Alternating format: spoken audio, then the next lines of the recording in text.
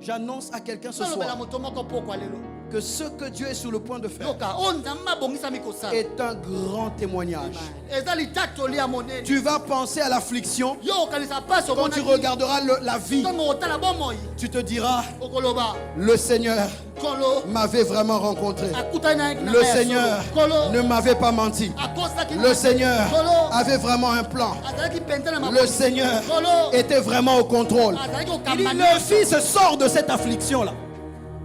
Il n'est pas détaché de l'affliction. Ça veut dire, l'affliction était là. Mais l'enfant aussi était là. L'affliction a peut-être grandi. Mais l'enfant aussi a grandi. L'affliction a existé. Mais l'enfant est né. L'enfant devient une nation. Et quand on regardera la nation, on ne verra plus l'affliction. On racontera l'affliction au passé à cause du fruit qui sera vu. Je parle à quelqu'un ce soir.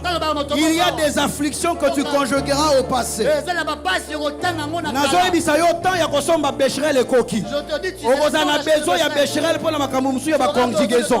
Ma Bécherel, ceux qui Maurice Grévis, ceux qui Babylone, on a imparfait. On a passé antérieur.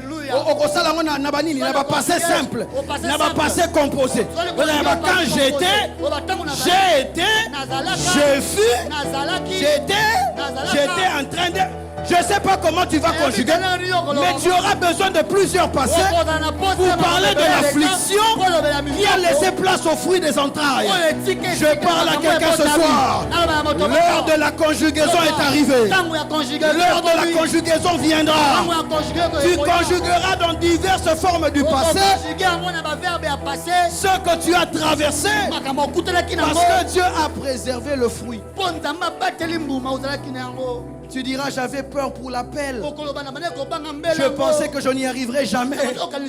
Mais regarde aujourd'hui. Au côté moi, par la grâce de Dieu, je suis en mesure de faire ce que Dieu me demande de faire. Je parle à quelqu'un. L'heure des discours adaptés arrive. L'heure des discours adaptés arrive. Où tu vas te dire, j'avais l'affliction, mais j'avais aussi l'enfant. J'avais l'affliction, mais j'avais aussi l'enfant. Et là où il y a l'affliction et l'enfant vient. L'affliction disparaît. Je parle à quelqu'un ce soir.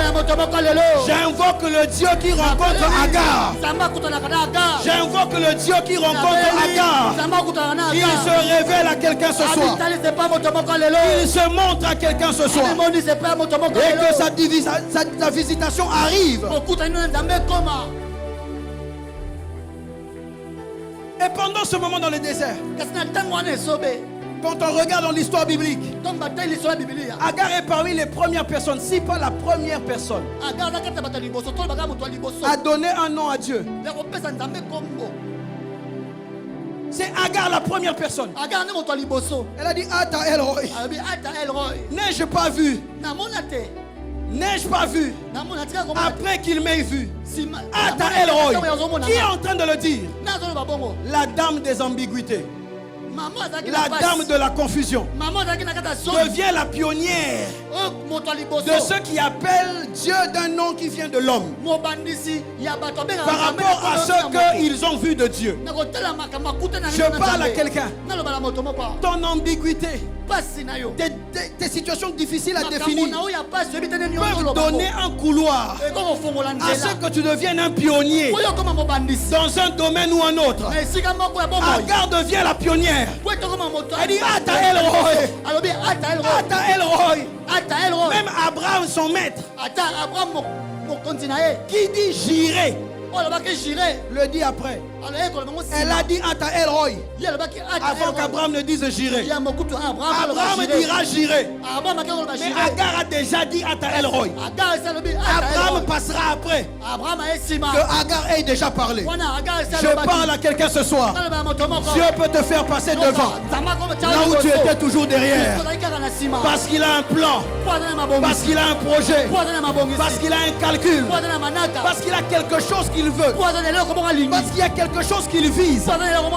Je parle à quelqu'un qui était habitué à être dans le wagon. Dieu peut décider de faire de toi une locomotive. Avant que Abraham ne l'appelle Ismaël, Agar sait déjà qu'il va s'appeler Ismaël.